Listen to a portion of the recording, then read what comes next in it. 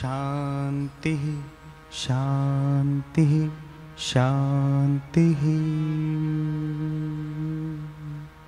सर्वारिष्ट सुशांतिर्भवतु।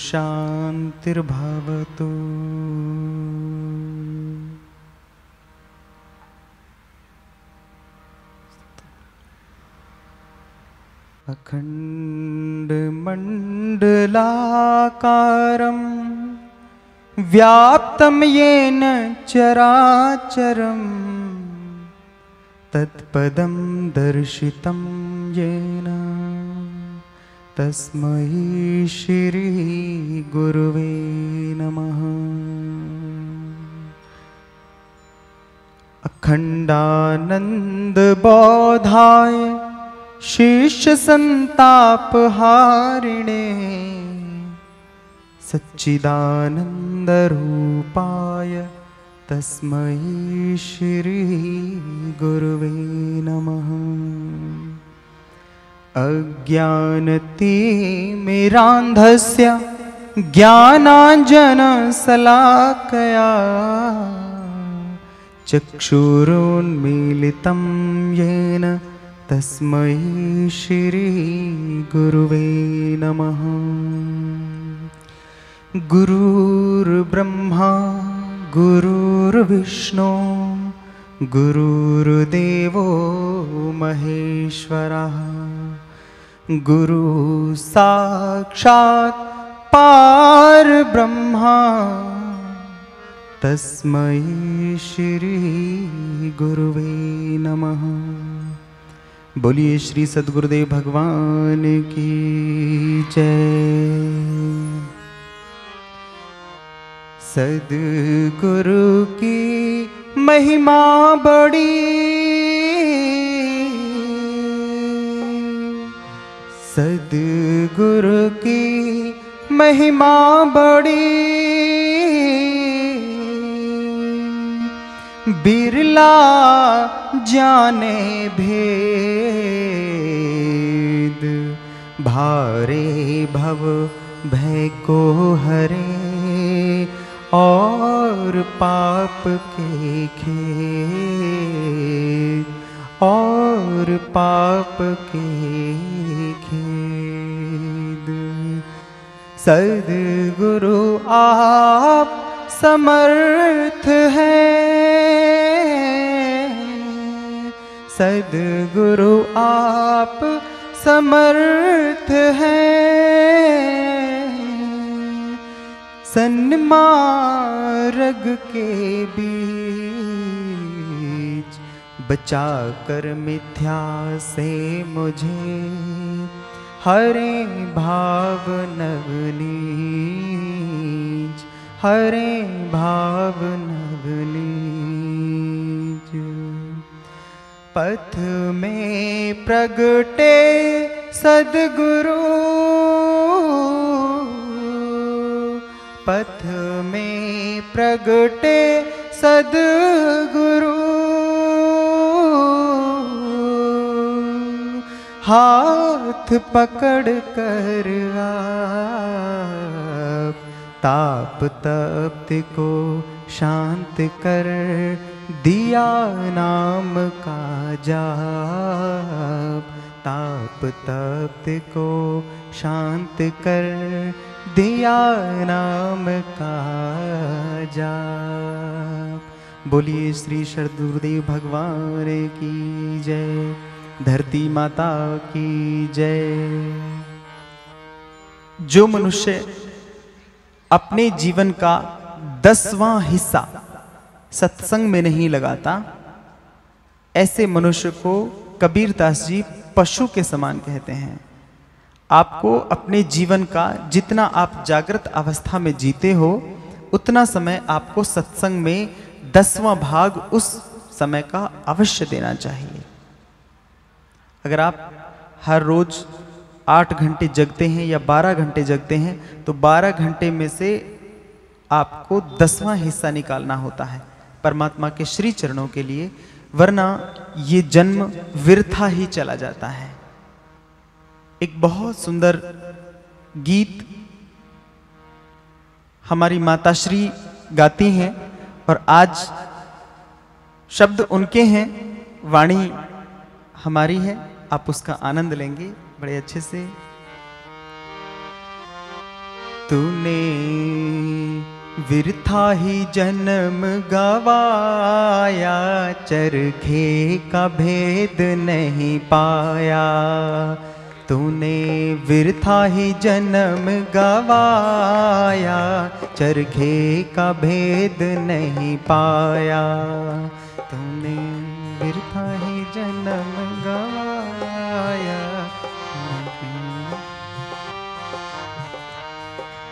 जब चरखा बन कर के आया, खूब खिलाया खूब पिलाया।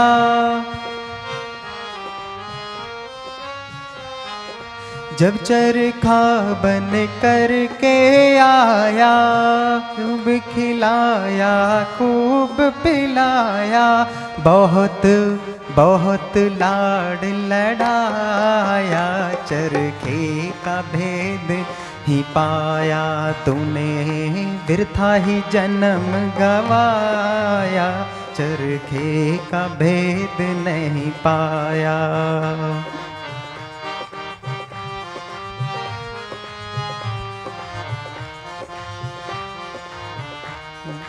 यूं ही खो दिया बालकपन को, याद किया ना कभी भगवन को। यूं ही खो दिया बालकपन को, याद किया ना कभी भगवन को। जो जो वादा करके आया, चरखे का भेद नहीं पाया।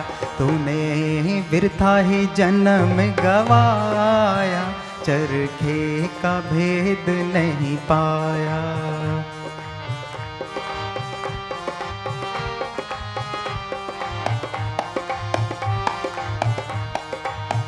जब चरखे को आई जवानी, बात किसी की एक न मानी। बात किसी की एक न मानी। धरचर धरचर धरचरखे को घुमाया, चरखे का भेद ही पाया।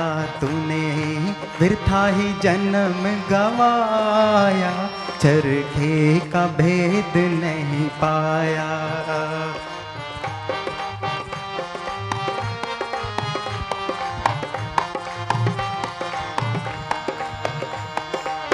जब चरखे को आया बुढ़ापा, देख सूख गया अपना आपा। धरचर धरचर धरचरखे को जलाया, चरखे का भेद नहीं पाया। तूने बिरथा ही जन्म गवाया, चरखे का भेद नहीं पाया। सब लोग तालियां बजाइए।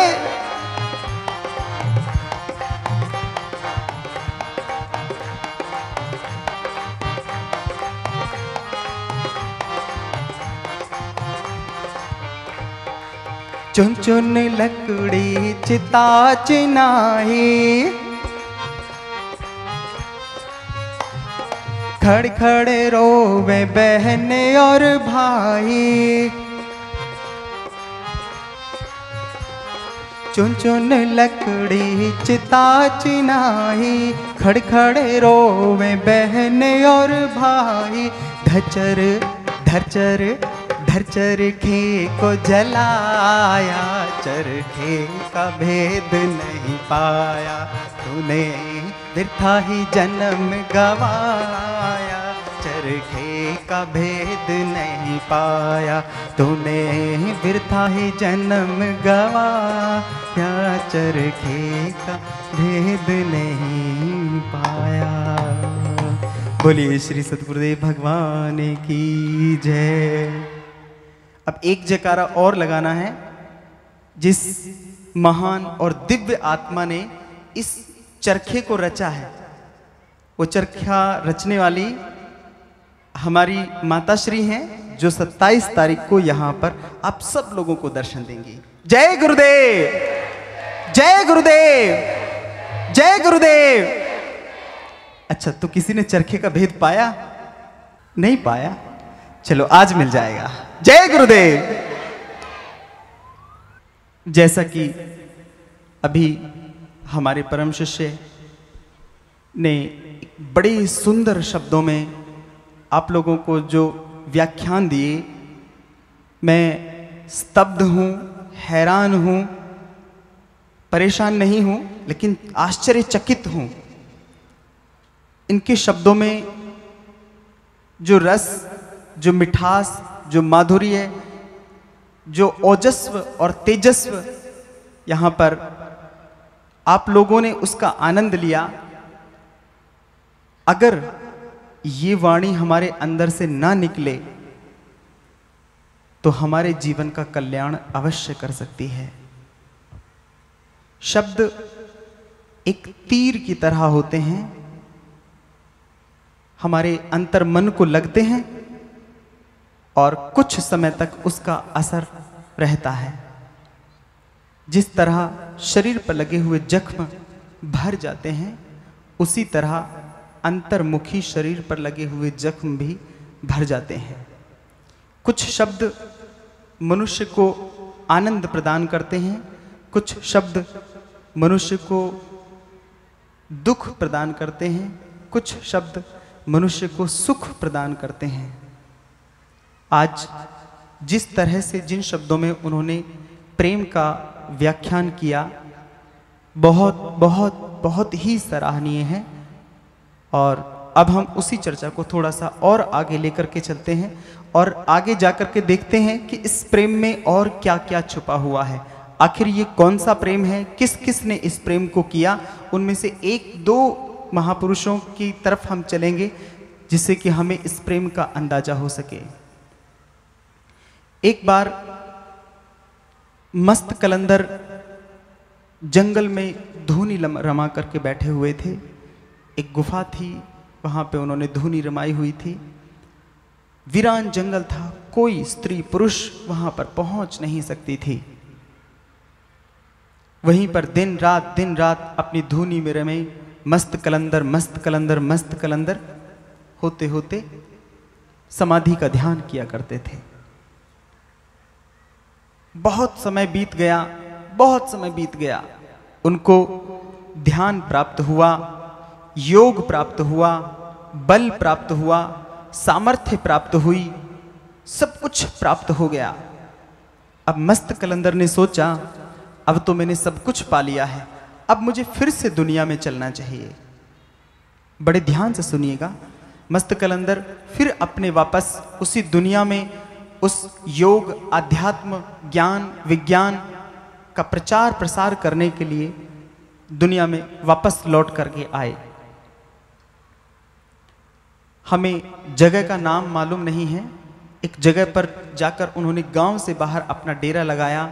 लोगों को बुला बुला करके उन्होंने योग, साष्टांग, अष्टांग योग सबके बारे में बताया।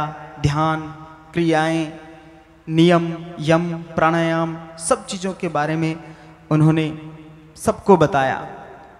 उसी गांव में एक नई नवेली कोई दुल्हन आई हुई थी। उसकी सासू माँ ने कहा, बहू, मस्त कलंदर बाबा आए हैं, चलो उनका आशीर्वाद लेने चलते हैं।